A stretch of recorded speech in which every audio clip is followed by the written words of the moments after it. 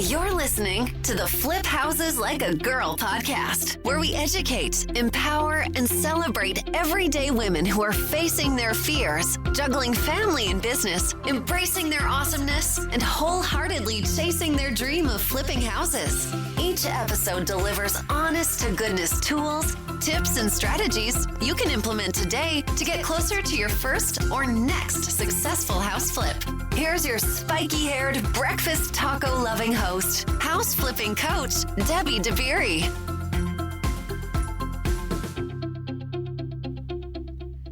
What's up, you guys? What a crazy time we are in right now. There's so much that has gone on in the last couple of weeks, and I just wanted to hop on here and talk to you and maybe bring some of you back down to reality. So I know that things are chaotic out there, and maybe they've calmed down some over the last couple of weeks. Certainly initially, people were in massive panic mode, as evidenced by all the hoarding some people are doing. But I want to have just like a come to Jesus meeting with you. Just you and me talking heart to heart here. And I've had to have the same conversation with myself, frankly, because initially there was a lot of fear because it's such an unknown space, right? It's so uncertain. And the way this disease spreads it's just so aggressive. There's not just been the impact of people hoarding groceries, right? I still can't find my favorite milk and I just want my favorite milk. But beyond that, people are hoarding their money because they're so fearful. And here's the thing, okay? Some people are afraid the economy is going to crash.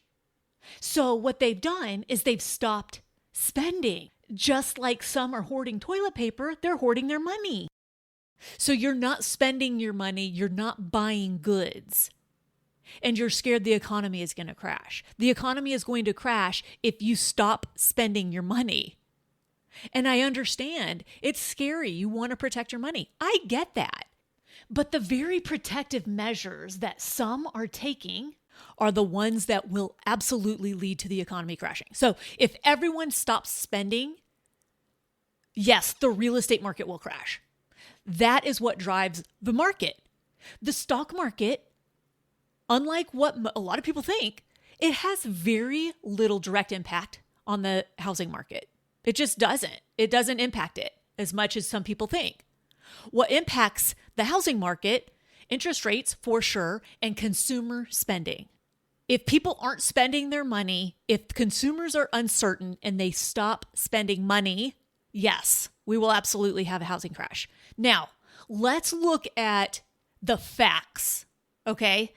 The main fact that you need to really understand is that when this pandemic struck the world, in the US, we were still way under supply on housing, okay? So it was not a supply issue. If it wasn't a supply issue going into this, and there are still buyers who need to buy. Like, real estate hasn't shut down across the board. Absolutely not. I am still seeing multiple houses going under contract daily in my market.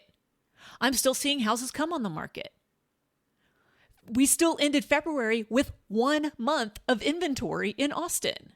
1 month of inventory. Are you watching your month of Are you watching that data?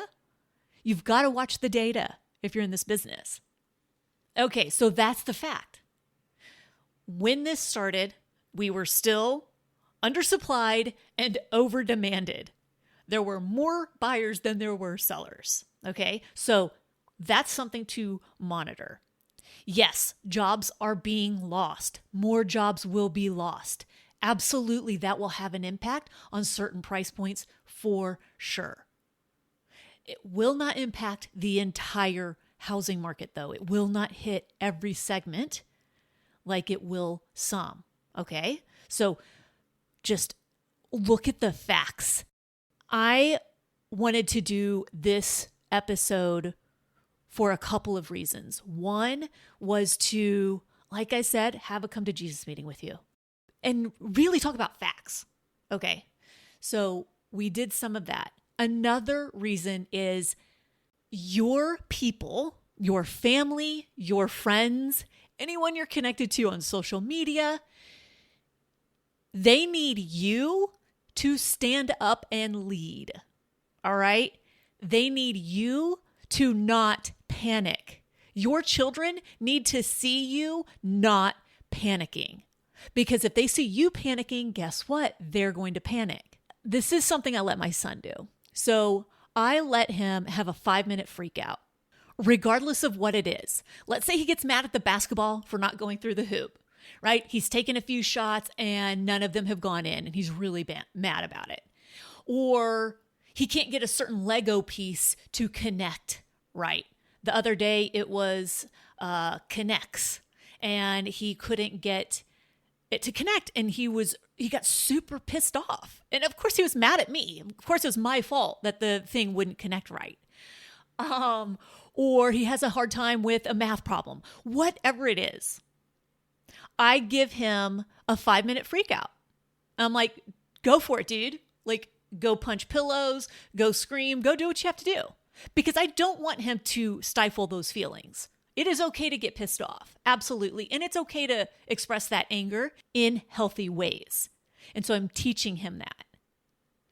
But staying in that space is not going to get you into problem-solving mode. So you get to freak out for 5 minutes, and then you need to jump into problem-solving mode. Okay? And I saw this modeled beautifully, and I'm seeing it modeled beautifully, actually, because it keeps evolving. So if you listen to the intro, if you know me at all, you know I love tacos, all right? And one of my favorite taco restaurants in Austin is Taco Deli. Not just because the food is awesome, and they have a delicious doña salsa that is like just, oh, it's just so good. But because of their staff. I love their staff. They make you feel like a family. They know me, probably because I go every other day. But regardless, they make me feel like family. Like it's just such an awesome feeling. Anyway, regardless of that, I love them. Okay. And it's been really cool and inspiring, actually, to watch how Taco Deli has handled all of this around coronavirus, like how they're adjusting their business to continue serving their customers. It's not that they're not in the taco business anymore. They are still in the taco business. They have to make adjustments though. All right. So initially, a couple of weeks ago, it was when social distancing was first introduced. They changed from I go inside, I pick up my tacos, I say hi to Hudson or Michelle or whoever else is handing me my taco bag, and I sign my receipt.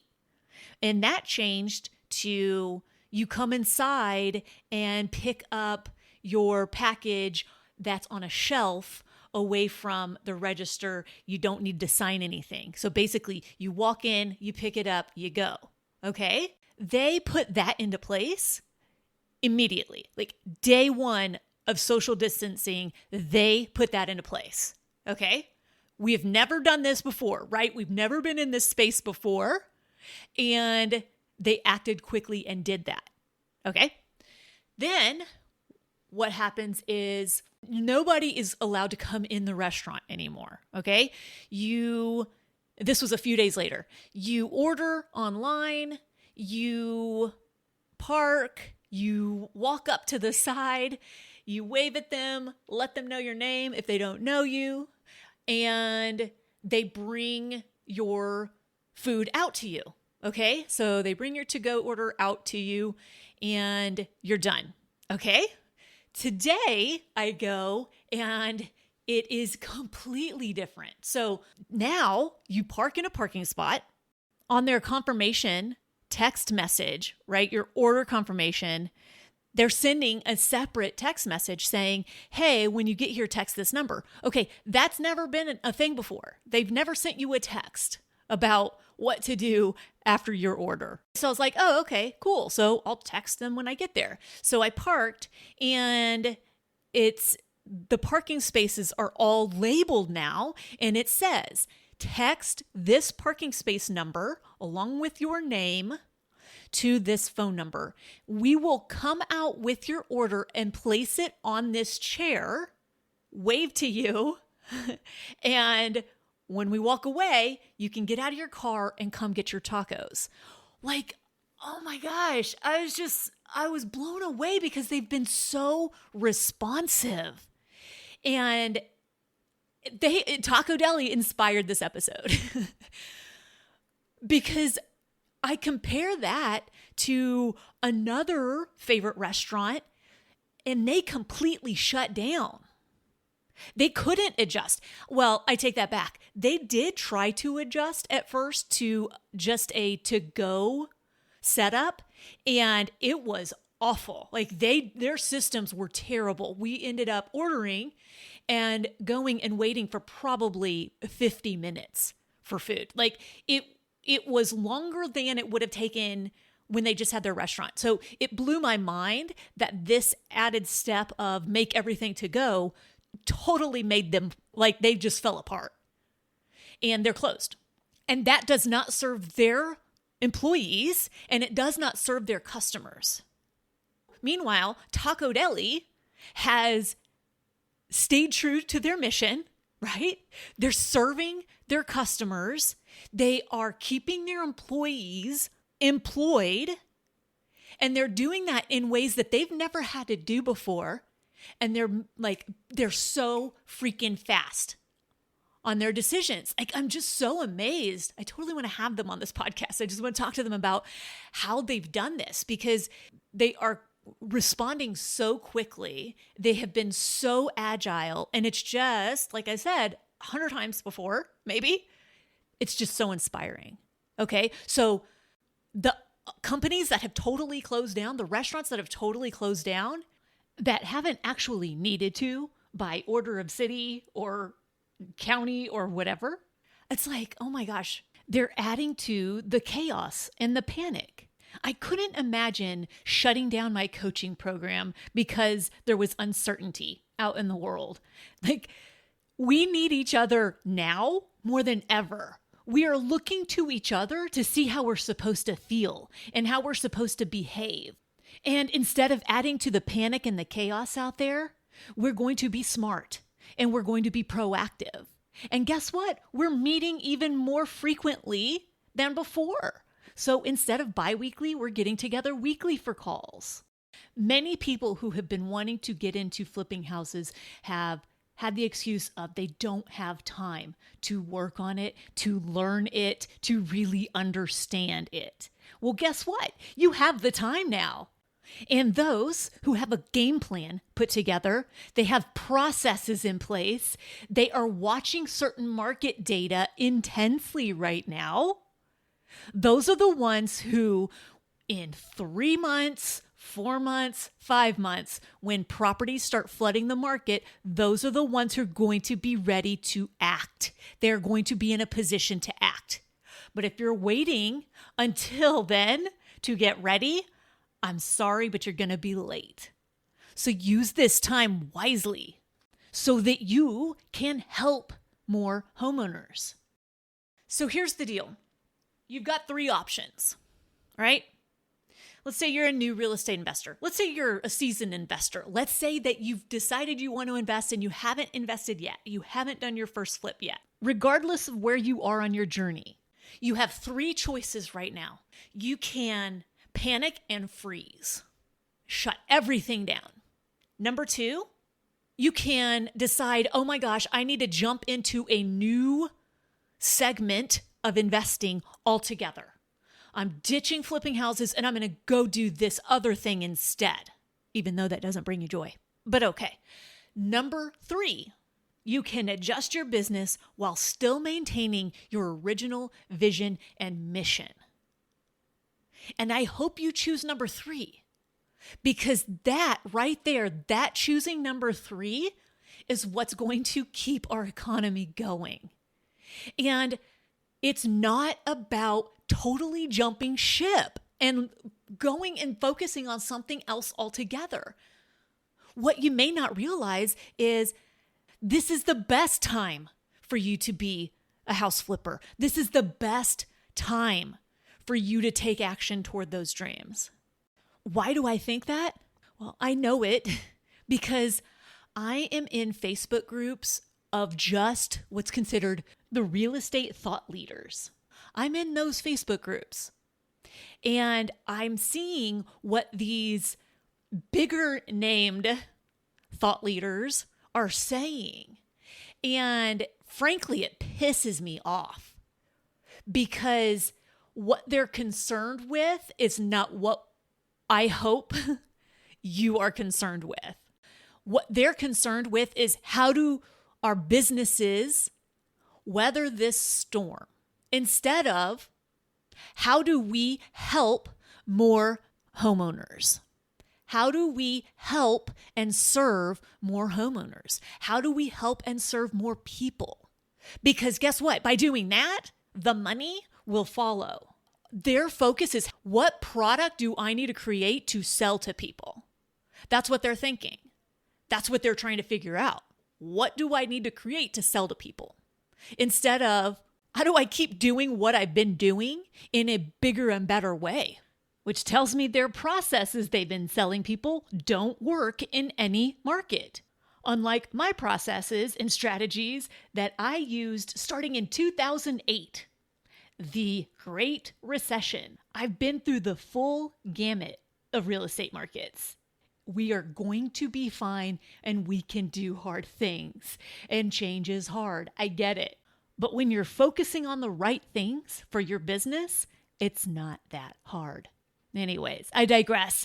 Additionally, and I'm seeing conversations around how they plan to take advantage of people who are going to find themselves in really bad situations soon. Because jobs that are getting laid off, a lot of those people are going to be in a foreclosure situation soon, potentially. So likely we are going to see more foreclosures than we have in a long time.